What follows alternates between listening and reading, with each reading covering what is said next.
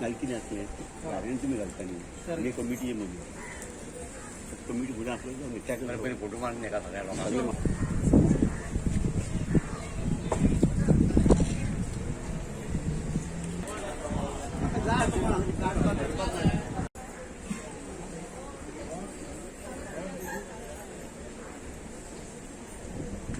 गाडी